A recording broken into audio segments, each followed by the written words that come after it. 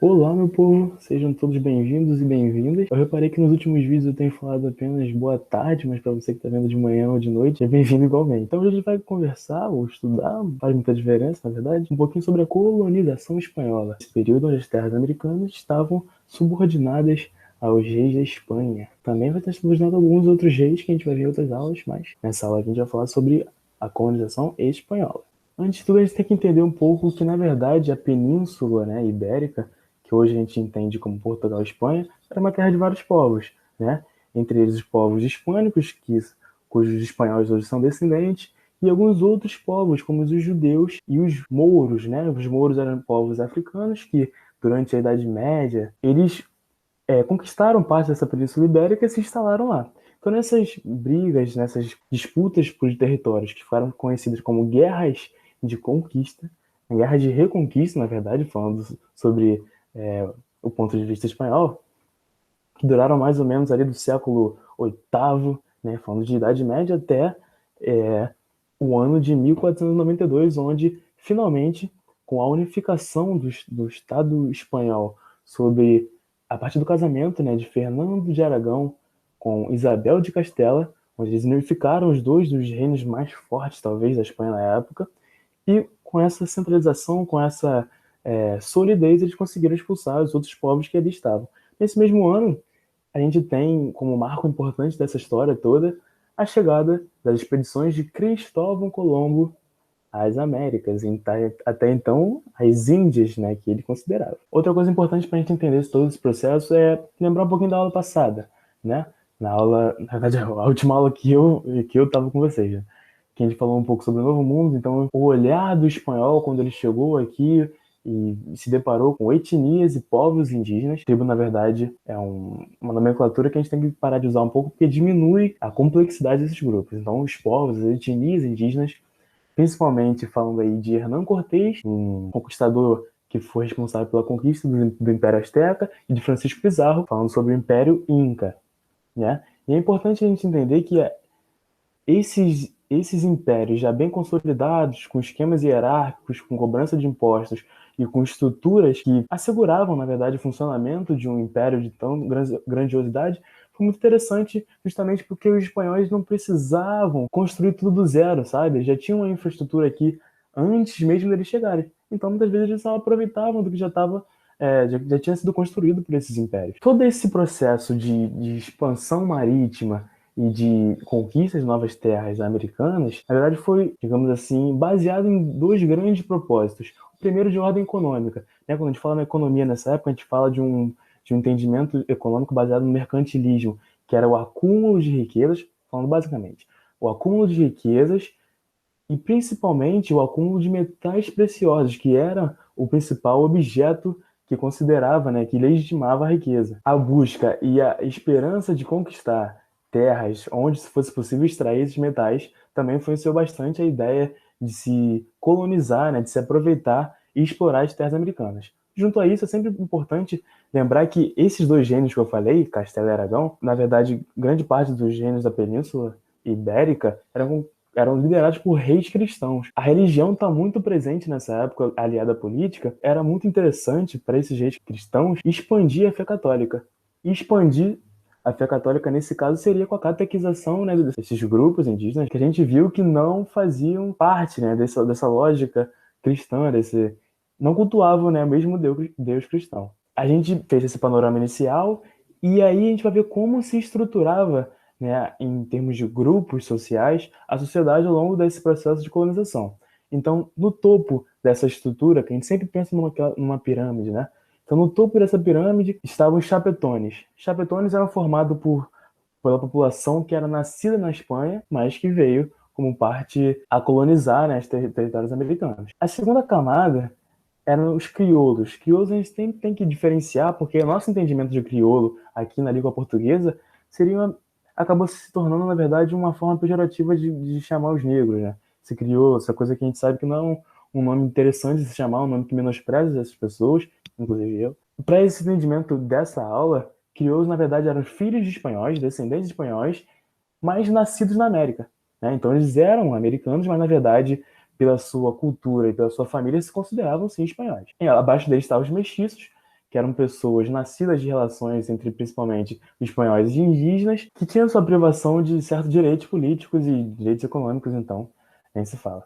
E os indígenas, que eram os nativos da terra, as pessoas exploradas. E aí você repara que tem uma observação sobre os indígenas, que é sobre a exploração que eles sofriam pelos espanhóis em forma de trabalho compulsório. Tem um debate se era escravidão, se não era, mas vamos chamar de trabalho compulsório. Então eram duas formas de exploração desses indígenas. Primeiro a gente fala da mita.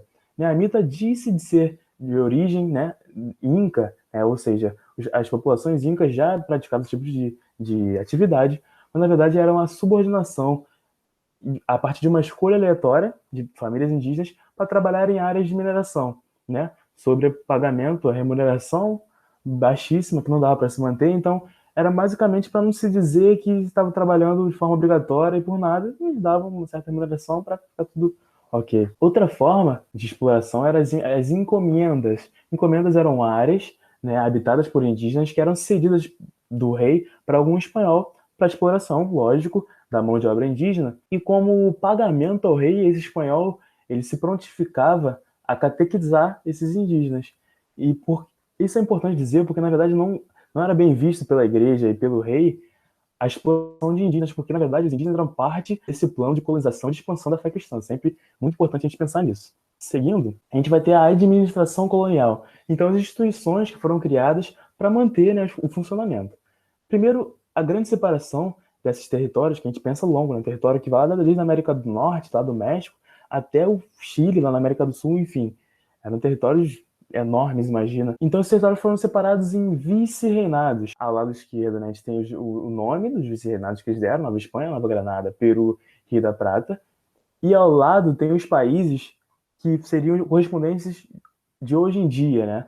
A qual território aqueles vice-reinados seriam correspondentes hoje em dia. Isso a gente fala de territórios de grande possibilidade de extração no sentido econômico da coisa. Agora, quando esses territórios passaram a se tornar conflituosos em relação a grupos indígenas reivindicando seu espaço, óbvio, era direito deles, eles já estavam ali desde antes, e foram conquistados e foram massacrados, enfim. Eles reivindicavam realmente, muitas vezes com guerra, de forma mais violenta, realmente, digna, né, digamos assim.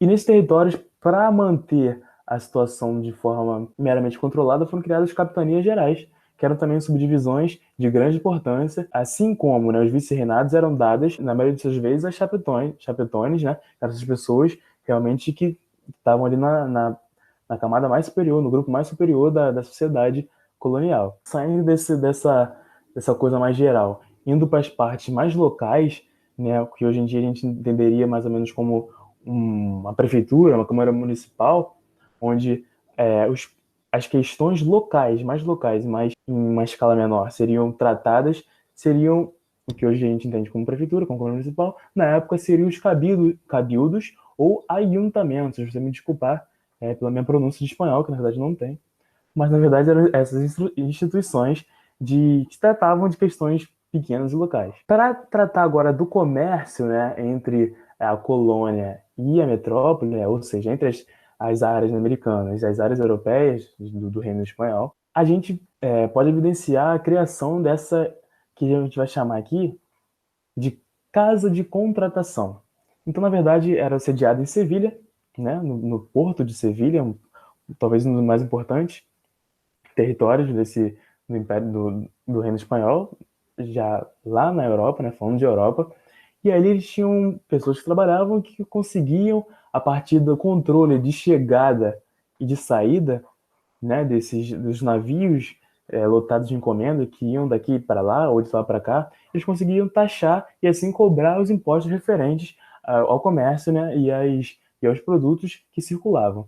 Para decisão realmente, para tomada de decisão política de tudo o que acontecia no território colonial, foi se criado a instituição que a gente vai ver como o Conselho das Índias. Índias, porque era assim que se considerava, né?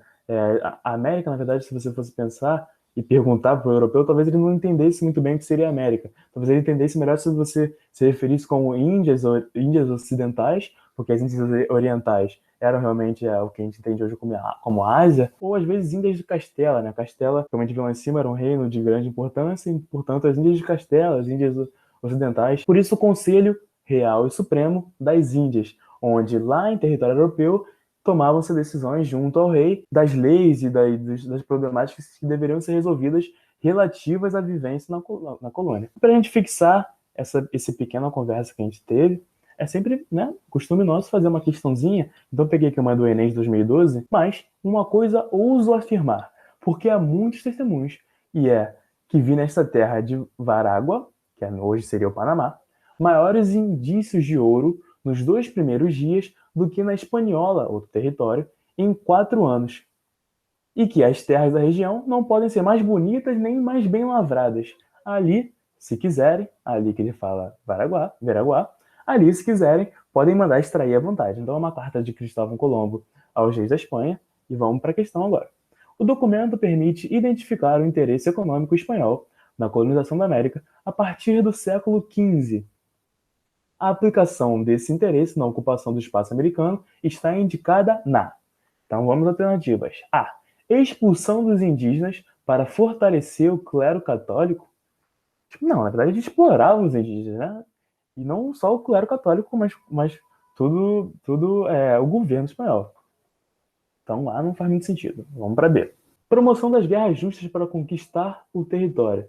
Essas guerras justas, na verdade, era uma forma, né, que os espanhóis tinham de, digamos, achar uma exceção, né, à regra que era de não exploração e não escravidão dos indígenas, porque eles eram destinados à catequese, né? Não é escravidão, é exploração, como se fossem passíveis desse tipo de atividade. Então, o que seria isso? Quando, né, na verdade, os indígenas atacavam os espanhóis, eles tinham direito de defesa de contra-ataque. Então, muitas vezes, eles relatavam em cartas ao rei, de prestação de conta, que eles foram atacados primeiro, mas na verdade eram eles que estavam atacando e tentando conquistar e subordinar os indígenas daquela terra. Então, isso acontecia. Mas não fala disso no texto acima, então pra gente não interessa, mas é sempre bom a gente entender o que ele está falando. Letra C. Imposição da catequese para explorar o trabalho africano. Tava quase bonito. A gente falou principalmente de indígenas, né?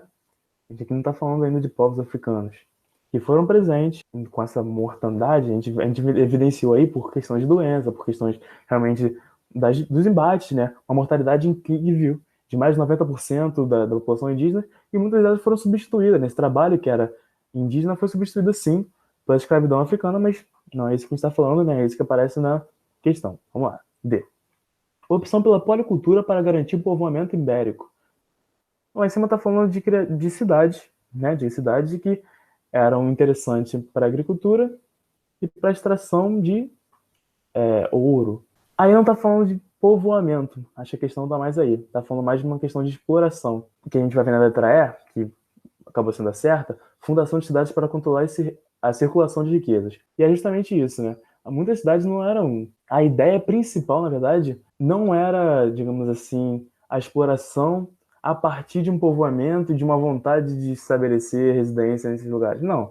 Na verdade, o povoamento era uma forma de garantir a posse, né, desses locais, o controle desses locais em relação a grupos indígenas, e aí sim facilitar a circulação desses bens, etc., para fomentar aquele interesse econômico que se tinha na colonização. Então, a questão mais de acordo com o texto, mais correta seria a fundação de cidades para controlar a circulação de riquezas, letra E. Aqui a gente encerra mais uma aulinha, espero estar com vocês nas próximas, porque eu gosto muito de trocar essa ideia com vocês e é sempre um prazer para mim. Valeu!